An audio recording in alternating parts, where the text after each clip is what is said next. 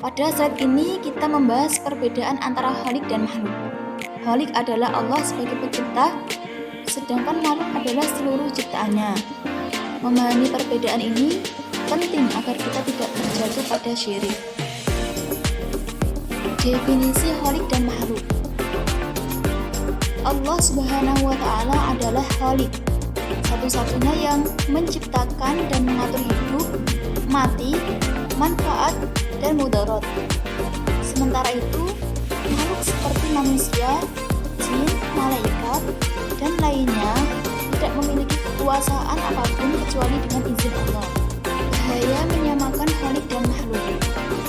Jika seseorang meyakini makhluk punya kekuasaan mutlak seperti Allah, maka itu termasuk syirik.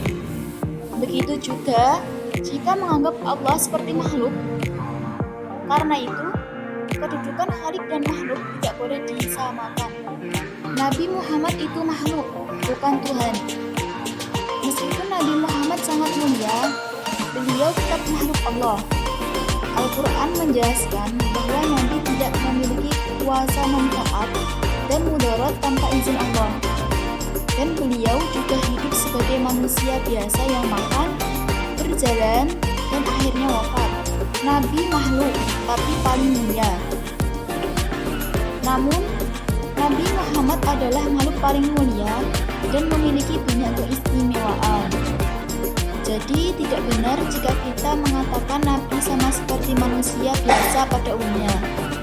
Yang dilarang adalah mengangkat Nabi ke derajat sebagai Tuhan.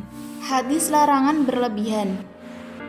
Dalam hadis, Nabi melarang umatnya memujinya secara berlebihan, seperti orang Nasrani memuji Nabi Isa. Artinya, kita tetap boleh memuji dan menghormati Nabi, tetapi tidak sampai menempatkannya pada posisi ketuhanan.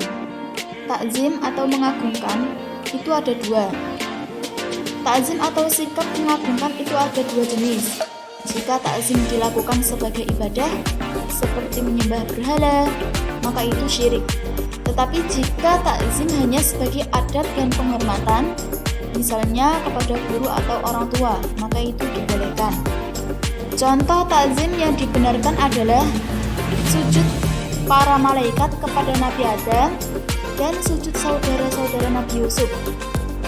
Sujud itu bukan ibadah, tapi hanya bentuk penghormatan yang saat itu masih dibolehkan oleh syariat.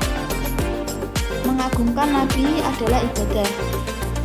Menghormati Nabi Muhammad termasuk bentuk adab dan cinta kepada beliau, bukan ibadah seperti menyembah. Para sahabat pun sangat menghormati Nabi, namun mereka tetap meyakini bahwa beliau adalah hamba Allah. Kesimpulannya, Allah sebagai Khalik adalah satu-satunya yang wajib disembah, sedangkan Nabi dan seluruh manusia adalah makhluk, sehingga hanya boleh dihormati, bukan diposisikan sebagai Tuhan. Dengan pemahaman ini, kita akan terhindar dari perbuatan syirik.